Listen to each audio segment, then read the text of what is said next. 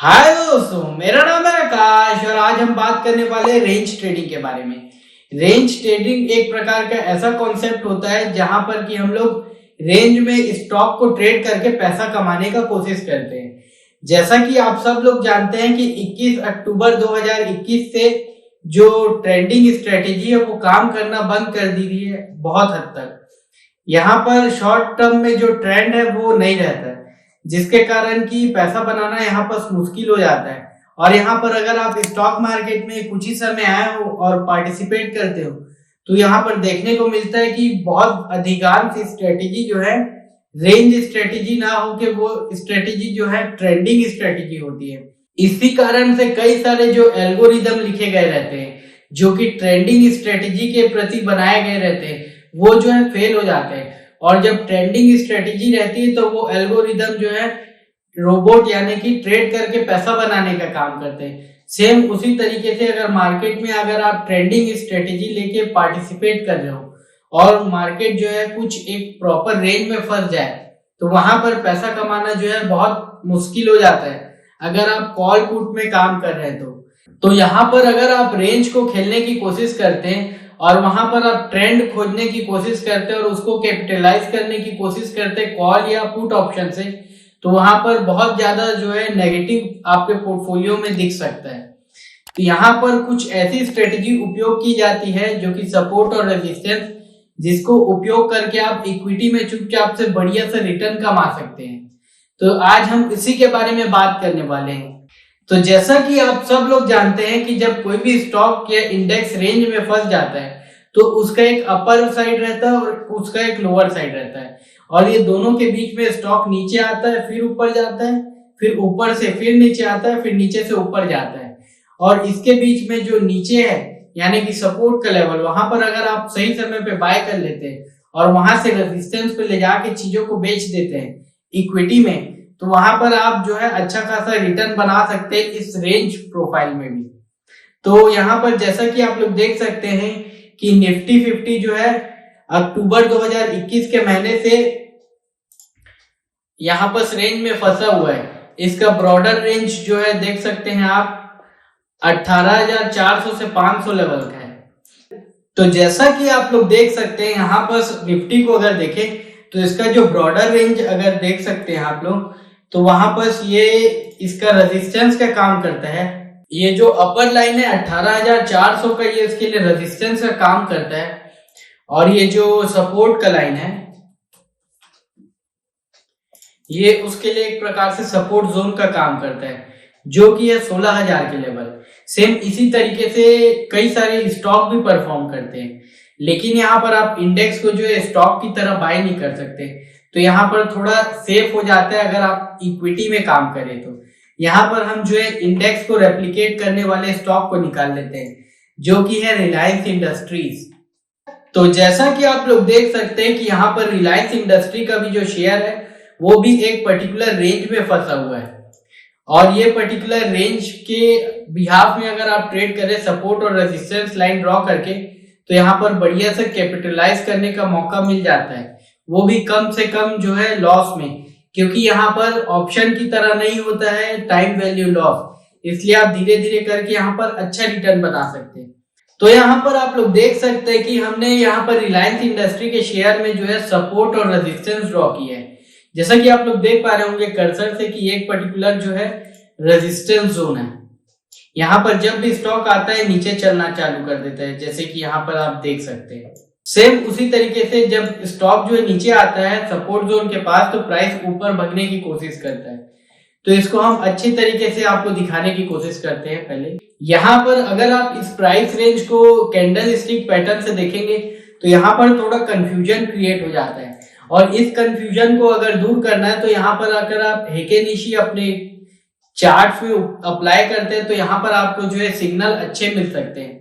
और फिर यहाँ पर 20 पीरियड का सिंपल मूविंग एवरेज रखना पड़ता है, जिसके कारण कि जैसा कि आप लोग देख सकते हैं कि जब जब ये सपोर्ट के पास आया है तो यहाँ से फिर ये रिबाउंड होके ऊपर जाने की कोशिश किया है। कुछ जगह जो है थोड़ा सा ऊपर जाके वापस आ गया है। तो अगर आप इस सपोर्ट के पास छोटा सा स्टॉप लॉस लेके काम करें तो इस जो अपसाइड के टारगेट है उसको कैपिटलाइज कर सकते हैं। तो जैसा कि आप लोग देख पा रहे हैं, पहली बार में ये ज्यादा ऊपर नहीं जा पाया, फिर नीचे क्रैश कर दिया। और सेकेंड बार में आप देख सकते हैं कि प्राइस जो है सपोर्ट जोन से घूम के ये रेजिस्टेंस जोन के ऊपर गया है। और यहाँ पर इसका आइडेंटिफिकेशन मार्क ये भी है कि यहाँ पर ग्रीन कैंडल बनी है पर्टिकुलर प्राइस में, और यहाँ पर ये जो 20 पीरियड का सिंपल मूविंग एवरेज है, प्राइस इससे भी ऊपर चला गया है। तो जैसा कि आप लोग देख सकते हैं कि हमने यहाँ पर रिलायंस इंडस्ट्री के शेयर को जो है सपोर्ट और रेजिस्टेंस पे डिवाइड कर दिया है। तो जैसा कि आप लोग देख सकते हैं कि इसका अपर बैंड जो है रेजिस्टेंस का काम कर रहा है और नीचे जो है सपोर्ट का काम कर रहा है। और यहाँ पर हमने 20 पीरियड मूविंग एवरेज का जो है उपयोग किया है, और इसके साथ साथ हमने हेकेनेशी कैंडल लिया है। हेकेनेशी कैंडल हमने इसलिए लिया है क्योंकि यहाँ पर फॉल सिग्नल्स नहीं दिखते हैं। और जब भी हेकेनेशी कैंडल को उपयोग करने का एक ट्रिक ये है कि जब भी 2 हेकेनेशी कैंडल बन जाए तो उसके बाद तीसरे कैंडल में आपको जो है उतर जाना है, यानी कि कुछ क्वांटिटी बाय करना है। और यहाँ पर अगर आप रिस्क को मेंटेन करके यहाँ पर बाय करना चाहें तो यहाँ पर मैं ये बोलना चाहता हूँ कि अपने कैपिटल जिसको कि आप ट्रेड करने की कोशिश कर रहे हैं उसको आप 4 भाग में डिवाइड कर लीजिए, 25%, 25%, 25%। और यहाँ पर आप अपने 25% को तब डिप्लॉय कीजिए पहला, जब आपका शेयर जो है सपोर्ट जोन में आ जाए। और सपोर्ट जोन में आ जाए वहां पर आप जो है अपना पहला क्वांटिटी डिप्लॉय कीजिए। फिर 20 पीरियड मूविंग एवरेज से जैसे जैसे ऊपर चलना चालू करे शेयर, तो फिर अपना आप 25% फिर डालिए। तो ऐसे ऐसे करके आप प्रॉफिट पे एवरेज करेंगे। और जैसी हेकेनेशी कैंडल पे 4 घंटे के टाइम फ्रेम पे या 2 घंटे के टाइम फ्रेम पे सेलिंग कंडीशन आए तो वहां से हट जाएंगे आप।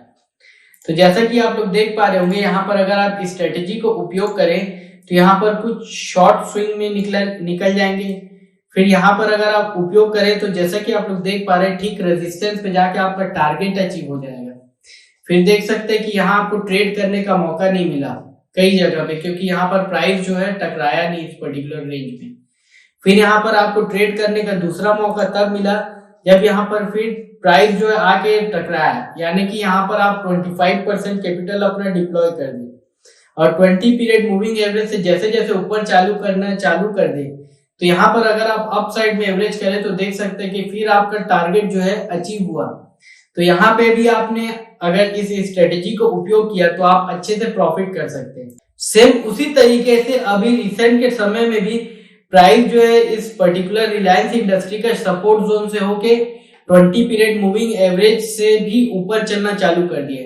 और यहाँ पर आप देख सकते हैं, इसको अगर क्लियर कट देखें तो यहाँ पर 2 कैंडल बनने के बाद इस पर्टिकुलर कैंडल में हमको जो है पार्टिसिपेट करना है। तो जनरली हेकेनेशी पैटर्न का ये फायदा रहता है कि 2 बनने के बाद यहाँ पर तीसरा भी बहुत ज्यादा प्रोबेबिलिटी में जो है ग्रीन बनता है, जिसके कारण कि आपका कन्विक्शन जो है पहला यहाँ से बढ़ता है और दूसरा 20 पीरियड मूविंग एवरेज को जब ऊपर साइड में काटता है और सपोर्ट जोन के पास होते हुए वो धीरे धीरे ऊपर बढ़ना चालू करता है। तो यहाँ पर जो है बहुत कम से कम स्टॉप लॉस पे बहुत अच्छी अपॉर्चुनिटी मिल जाती। तो चलिए अब हम दूसरा एक एग्जांपल और ले लेते हैं और वहां पर इसको आपको बताने की कोशिश करें। तो यहाँ पर हमने कोटक महिंद्रा बैंक लिया है। आप लोग बोल रहे होंगे कि हम यहाँ पर जो है बड़े हाई क्वालिटी शेयर क्यों ले रहे हैं। तो यहाँ पर हाई क्वालिटी शेयर यानी कि निफ्टी 50 के शेयर हम इसलिए उपयोग कर रहे हैं क्योंकि निफ्टी 50 के शेयर में जो है लिक्विडिटी ज्यादा रहती है और यहाँ पर बड़े बड़े प्लेयर लोग काम करते रहते हैं, जिसके कारण कि उन लोग भी पैसा कमाने के चक्कर में या बहुत सारे लोग बाइंग और सेलिंग करते हैं, जिसके कारण कि ये जो रेंज खेला जाता है। और यहाँ पर अगर आप इस पर्टिकुलर रेंज को उनके साथ मिलके खेलना चाहें तो यहाँ पर पैसे बनाने के जो चांसेस है वो बढ़ जाते हैं। तो जैसा कि आप लोग देख पा रहे होंगे, यहाँ पर हमने कोटक महिंद्रा बैंक के शेयर को लिया है एज अ दूसरे एग्जांपल, और यहाँ पर भी हमने सपोर्ट और रेजिस्टेंस लाइन जो है ड्रॉ करने की कोशिश की है। तो जैसा कि आप लोग देख पा रहे होंगे, हम इसे रेड कलर से डिनोट कर देते हैं। फिर हम लोग जो है सपोर्ट को ग्रीन लाइन से डिनोट कर देते हैं। तो जैसा कि आप लोग देख सकते हैं, यहाँ पर हमने कोटक महिंद्रा बैंक के शेयर में भी सपोर्ट और रेजिस्टेंस अप्लाई कर दिया है।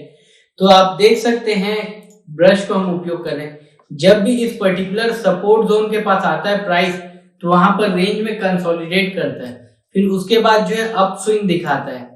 फिर आप देख सकते हैं कि यहाँ पर भी आने के बाद वो फिर से एक अप स्विंग दिखाया, यहाँ पर आने के बाद हल्का सा टच करके फिर ये अपस्विंग दिखाए जिससे कि रेजिस्टेंस की ओर गया। फिर यहाँ पर देख सकते हैं कि ये भी रेजिस्टेंस की ओर गया। तो यहाँ पर ऐसे कई सारे अपॉर्चुनिटी मिल जाते हैं अगर इसको आप कैपिटलाइज करने का कोशिश करें। और यहाँ पर जो स्ट्रेटेजी हमने बताया कि यहाँ पर सबसे पहले आपको ये रूल अप्लाई करना पड़ेगा कि सपोर्ट और रेजिस्टेंस लाइन जो है ड्रॉ करना है। तो यहाँ पर इस स्ट्रेटेजी के अकॉर्डिंग सबसे पहले आपको ये करना पड़ेगा कि आपको सपोर्ट और रेजिस्टेंस लाइन ड्रॉ कर देना है। फिर जैसे ही सपोर्ट के पास आना चालू करे शेयर और कंसोलिडेट करे तो वहां पर अपना 25% जो है कैपिटल को डिप्लॉय कर देना है। फिर उसके बाद जब भी ये जो है 20 पीरियड मूविंग एवरेज को अप साइड में काटे और प्रॉफिट में रहे तो वहां पर धीरे धीरे करके अपने पोजीशन को एलोकेट करके आपको 25% से 100% डालना है और आपको रेजिस्टेंस को एज अ टारगेट मानना है। और आप देखेंगे कि कई बार आपका जो है स्टॉप लॉस हिट हो जाएगा, लेकिन ये एक प्रकार से इक्विटी शेयर में काम हो रहा है तो यहाँ पर ऑप्शन नहीं है, तो यहाँ पर थीटा का वैल्यू नहीं लॉस होगा। तो जिसके कारण कि आपको जो है बेनिफिट है इस स्ट्रेटेजी में। भले ही आप छोटा से इसमें स्टॉप लॉस लेंगे, लेकिन यहाँ पर जब अप स्विंग आएगा तो आपको पैसे कमाने का मौका जो है कंसोलिडेशन में अच्छे से मिल जाएगा। तो इस प्रकार से आप जो है अपने डोमेन में 5-7 जो है अच्छे हाई क्वालिटी शेयर को देख लें जहां पर कि कंसोलिडेशन हो रहा हो और वो एक पर्टिकुलर सपोर्ट या रेजिस्टेंस में हो। और जब जब पर्टिकुलर शेयर में जो इंडिकेशन आना चालू करे तो उस प्रकार से सही समय में उस पर्टिकुलर स्टॉक में चढ़ के आप जो है रेजिस्टेंस जोन को एज अ टारगेट लेके उसको कैपिटलाइज करने का कोशिश करिए। तो आज के लिए बस इतना ही दोस्तों। ऐसी और एक्साइटिंग जानकारी जानने के लिए हमारे चैनल दबंग एनालिस्ट को लाइक, सब्सक्राइब एंड शेयर करें। धन्यवाद।